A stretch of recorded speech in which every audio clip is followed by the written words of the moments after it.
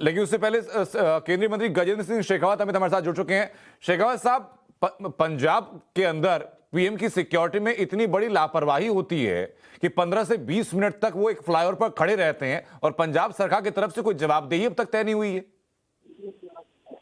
लेकिन न केवल जवाबदेही तय हुई है कि ये सब पंजाब की मिलीभगत से हुआ है, ये जानते हुए कि कांग्रेस पार्टी चुनाव में बुरी तरह हारने वाली है और जिस तरह का रैली को समर्थन था, कांग्रेस लेड गवर्नमेंट ने अपने पॉलिटिकल वर्कर्स के साथ में मिल करके इस तरह का अवरोध पैदा किया। न केवल अवरोध, प्रधानमंत्री की सिक्योरिटी कॉम्प्रोमाइज की गई। यहाँ पे तो प्रधानमंत्री को राष्ट्रीय शहीद स्मारक पर जाने से रोका गया। प्रधानमंत्री जी के जो यहाँ डेवलपमेंट प्रोग्राम्स होने थे, उनके फाउंडेशन होने थे, उनसे रोका गया। अब ये स्पष्ट हो गया है कि अपने हार के भय से बौखला करके कांग्रेस की सरकार न जनता के लिए विकास चाहती है और न ही शहीदों के प्रति इनके मन में कोई सम्मान और श्रद्धा बची है। सर, मैं ये भी जानना चाहूंगा कि अचानक से जब हम लोगों ने अभी बात की डिप्टी सीएम से, उनका कहना यह था कि जैसे ही प्रधानमंत्री का काफिला वहां पहुंचने वाला था, उससे 10 से 15 मिनट पहले ही प्रदर्शनकारी वहां पर पहुंचे थे। पंजाब पुलिस एसपीजी के साथ में सुरक्षा में मौजूद थी। 15 से 20 मिनट पीएम को वहां पर वेट करना पड़ा। दोनों ही चीजों में भयानक लापरवाही दिखाई पड़ती है। पुलिस बच नहीं सकती, अपनी जिम्मेदारी से दूर नहीं बच सकती कि और प्रधानमंत्री की सुरक्षा में जो चूक हुई है उससे बच नहीं सकती कि ये अचानक हुआ। ये सब वेल प्लान का, वेल डिजाइंड का और जानबूझ करके सरकार के इशारे पर इस तरह का काम किया गया। लेकिन गजेंद्र सिंह जी, एक बात और कही जा रही थी कि किसानों का ये जो प्रदर्शन है वो पहले से तय था और सीधे सीधे जो डिप्टी सीएम है वो इस बात को लेकर अपना पल्ला जरूर झाड़ रहे हैं कि किसानों की आपसे लगातार बातचीत होती रही, उन्हें लगा कि प्रदर्शन खत्म हो चुका है, इसीलिए किसान और आपके बीच की बात थी है।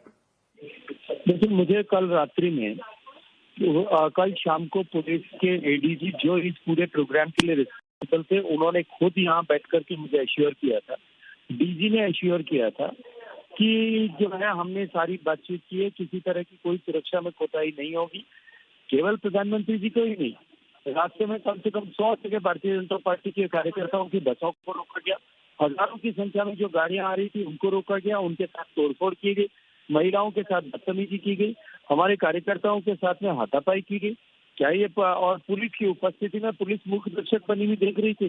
क्या ये सरकार के इशारे के बिना हो सकता है? लेकिन इसमें सरकार की मिलीभगत कैसे सर? डिप्टी सीएम तो कह रहे हैं कि हमें लूप में रखा ही नहीं गया, डीजीपी की जो सीधी बातचीत हो रही थी वो सिर्फ आप ही से हो रही थी। प्रधानमंत्री जी, माननीय प्रधानमंत्री जी का कार्यक्रम, प्रधानमंत्री जी का कार्यक्रम की सुरक्षा देना, क्या ये राज्य की सरकार को लूप में रखे बिना हो सकता है?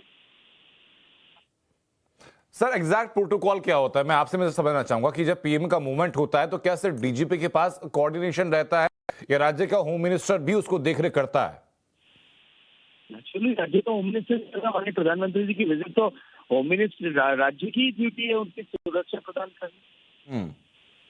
लेकिन वो ये कह रहे हैं कि सर जो किसान प्रदर्शनकारी वहां पर पहुंचे उनसे आपकी बात हो रही थी, कोऑर्डिनेशन आपके पास था उनका कहना के बारे में मैं कोई टिप्पणी नहीं करना चाहता।